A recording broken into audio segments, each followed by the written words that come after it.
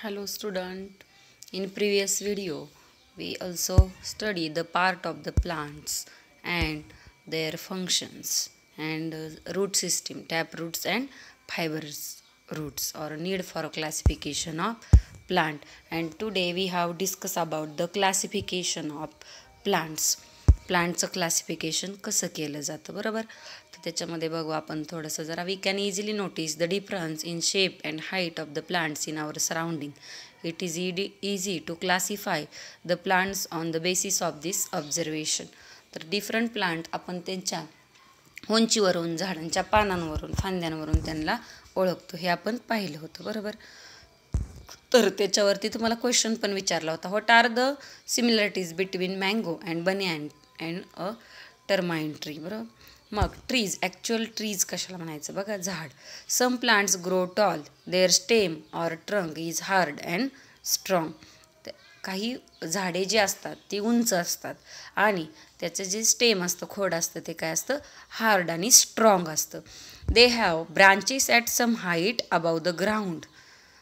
जमिनीच्या लगत वरती त्याला फांद्या असतात, ब्रांचेस असतात. They bear flowers and fruit for many years. खूप वर्ष ते काय करतात, फुलं आणि फळं देत असतात. Such plants are called as a tree. आणि अशाच वनस्पतींना काय म्हटलं जातं, tree. Trees are tall, big and perennial.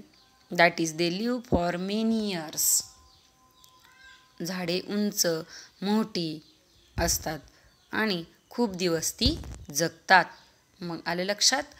त्याच्यानंतर श्रब्स, झुडपे. Some plants grow close to the ground. They give out branches very close to the ground. काही वनस्पती ह्या जमिनीलगतच वाढत असतात आणि जमिनीलगतच त्यांना काय असतात, ब्रांच असतात. They are shorter and smaller than trees but they are have thick and hard stem. ते झाडांपेक्षा थोडेसे लहान असतात आणि थिक, आणि त्याचं स्टेमसुद्धा हार्ड असतं. The oleander, hibiscus, lantana, then कोरांटी and rose are shrubs that may grow up to 2 or 3 meters. झाडापासून ते थोड्याच उंचीवरती असतात. जसं की हिबिस्कस म्हणजे तुम्हाला माहिती आहे जास्वंदाचं झाड, किंवा रोज म्हणजे गुलाबाचं झाड, जे की जमिनीलगतच वाढतं. थोडंसं 2 ते 3 मीटर अंतरा एवढं उंची त्याची आपल्याला आढळते. What are the similarities between fenugreek and periwinkle plants. ह्या प्रश्नाचं उत्तर तुम्हाला लिहायचं आहे. त्याच्यानंतर herbs. Herbs grow 1 to 1.5 meters tall. The stems of herbs are green and quite flexible as compared to those of the trees and bushes. Herbs may live, छोटी झुडपे बघा, live for a few months up to 2 years. According to their size and height of the stem, plants can be classified into 3 types: trees, shrubs and herbs. हे तुम्हाला नोटबुकमध्ये note down करायचं आहे. Have you seen vines like pumpkin. तुम्ही वेली पाहिलेल्या आहेत का, भोपळ्याच्या. रेलरोड, क्रीपर, कवली, वॉटरमेलन और the grapevine. How do they grow. भोपळ्याच्या वेगवेगळ्या जाती. त्याच्यानंतर ककुंबर ह्याची वेल तुम्ही पाहिलेली असेल. त्याच्यानंतर वॉटरमेलनची वेल तुम्ही पाहिलेली असेल. मग ह्या वेली कशा असतात, त्या कशा ग्रो होतात. वाईन्स.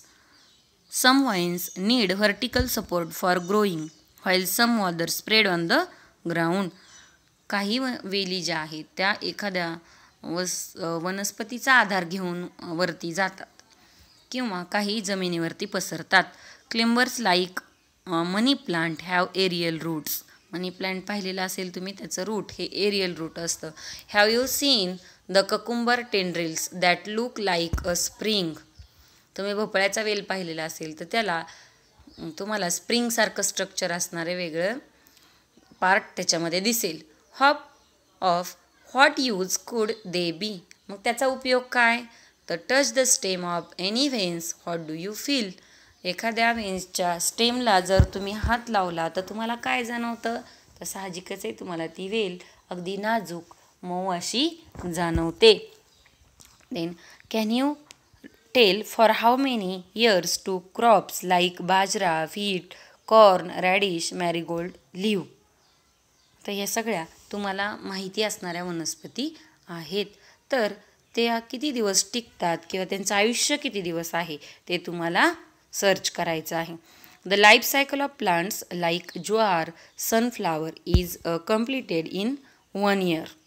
ज्वार किंवा सनफ्लावर ह्यांची जी लाईफ सायकल आहे ती 1 वर्षात काय होत असते, पूर्ण होत असते. These plants are called as annuals. त्यालाच काय म्हटलं जातं, ॲन्युअल्स.